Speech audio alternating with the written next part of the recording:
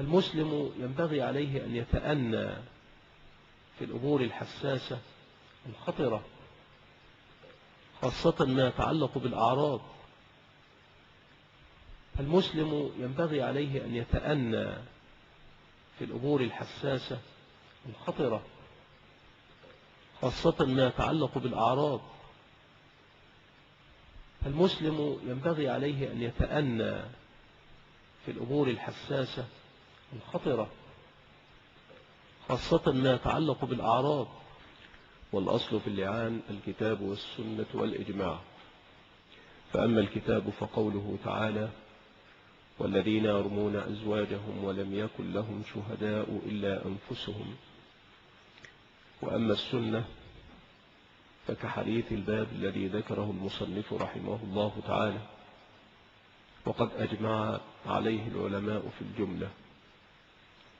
والأصل أنه من قذف شخصا محصنا بالزنا صريحا فعليه إقامة البينة، وهي 4 شهود، وإن لم يأت بهؤلاء الشهود فعليه حد القذف 80 جلدة، كما قال تعالى: والذين يرمون المحصنات ثم لم يأتوا ب4 شهداء فجلدوهم 80 جلدة. استثني من هذا العموم إذا قذف الرجل زوجته بالزنا فعليه إقامة البينة بالإتيان ب4 شهود، ليدلل بذلك على صدق دعواه. فإن لم يكن لديه 4 شهود فيدرأ عنه حد القذف أن يحلف 4 مرات إنه لمن الصادقين فيما رماها به من الزنا، وفي الخامسة يلعن نفسه إن كان من الكاذبين. وذلك أن الرجل إذا رأى الفاحشة في زوجه فلا يتمكن من السكوت كما لو رآه من الأجنبية، لأن هذا عار عليه وفضيحة له وانتهاك لحرمته. ولا يقدم على قذف امرأته إلا إذا تحقق، فلا يقدم على هذا إلا من تحقق من وقوعه، لأنه لن يقدم على هذا إلا بدافع من الغيرة الشديدة، لأن العار واقع عليه وعليها، فيكون هذا مقويا لصحة دعواه. قال المصنف رحمه الله تعالى: عن عبد الله بن عمر رضي الله عنهما أن فلان ابن فلان قال: يا رسول الله، أرأيت أن لو وجد أحدنا امرأته على فاحشة كيف يصنع؟ إن تكلم بأمر عظيم، وإن سكت على مثل ذلك. قال: فسكت النبي صلى الله عليه وآله وسلم فلم يجبه. فلما كان بعد ذلك أتاه فقال: إن الذي سألتك عنه قد ابتليت به. فأنزل الله عز وجل هؤلاء الآيات من سورة النور: والذين يرمون أزواجهم، فتلاهن عليه ووعظه وذكره وأخبره أن عذاب الدنيا أهون من عذاب الآخرة، فقال: لا والذي بعثك بالحق ما كذبت عليها. ثم دعاها فوعظها وأخبرها أن عذاب الدنيا أهون من عذاب الآخرة، فقالت: لا والذي بعثك بالحق إنه لكاذب. فبدأ بالرجل فشهد 4 شهادات بالله إنه لمن الصادقين، والخامسة أن لعنة الله عليه إن كان من الكاذبين. ثم ثنى بالمرأة فشهدت 4 شهادات بالله إنه لمن الكاذبين، والخامسة أن غضب الله عليها إن كان من الصادقين. ثم فرق بينهما، ثم قال: إن الله يعلم أن أحدكما كاذب، فهل منكما تائب؟ 3. وفي لفظ: لا سبيل لك عليها. قال: يا رسول الله، ما لي؟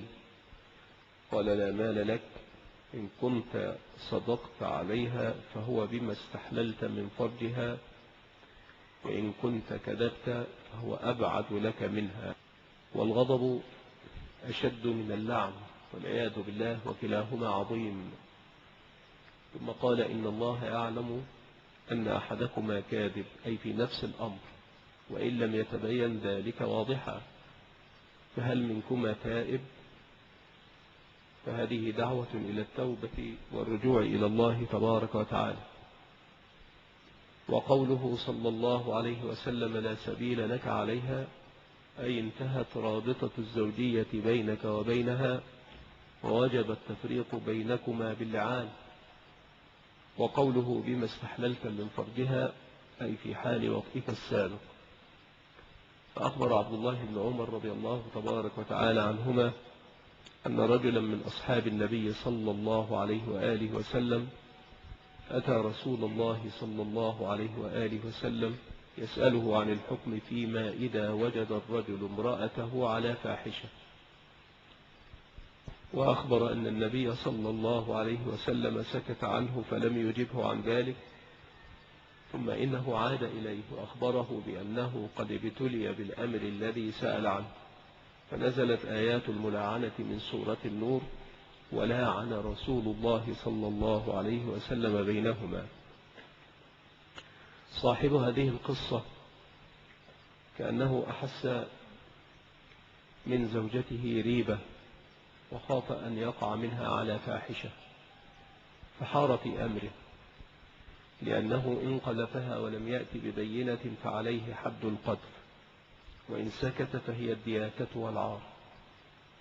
فأبدى هذه الخواطر للرسول صلى الله عليه وآله وسلم فلم يجبه، كراهة لسؤال قبل أوانه، لأنه لم يقع شيء قد تحقق منه، ولأنه من تعجل الشر والاستفتاح به، بالإضافة إلى أن الرسول صلى الله عليه وسلم لم يكن قد نزل عليه في ذلك شيء.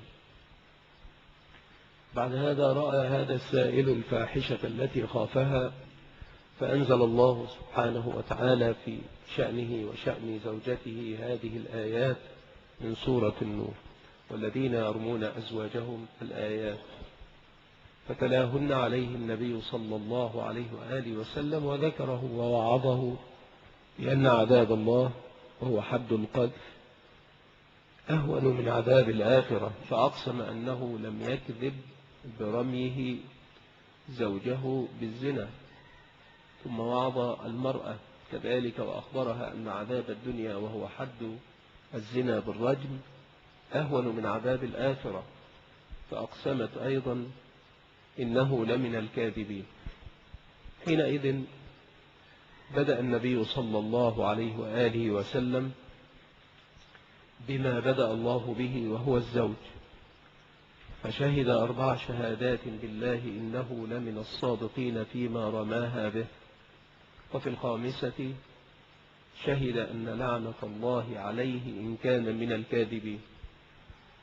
ثم ثنى النبي صلى الله عليه وآله وسلم بالمرأة، فشهدت 4 شهادات بالله إنه لمن الكاذبين، والخامسة أن غضب الله عليها إن كان من الصادقين في دعواه.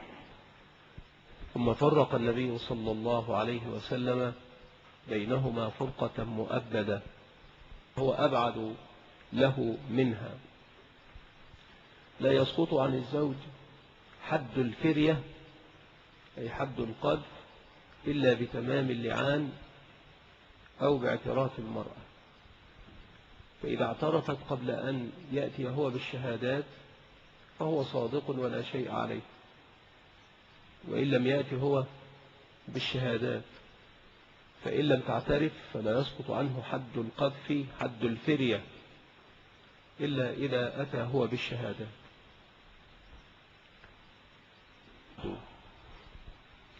ففي هذا الحديث الذي معنا بيان لحكم اللعان وصفته، وأن من قذف امرأته بالزنا ولم تقم البينة فعليه الحد إلا أن يشهد 4 مرات على نفسه إنه لمن الصادقين في دعواه، وفي الخامسة أن لعنة الله عليه إن كان من الكاذبين.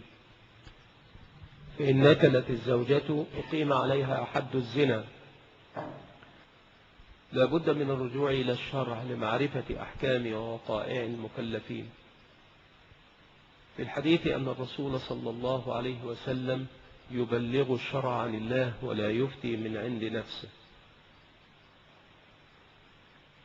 المسلم ينبغي عليه أن يتأنى في الأمور الحساسة الخطرة، خاصة ما يتعلق بالأعراض.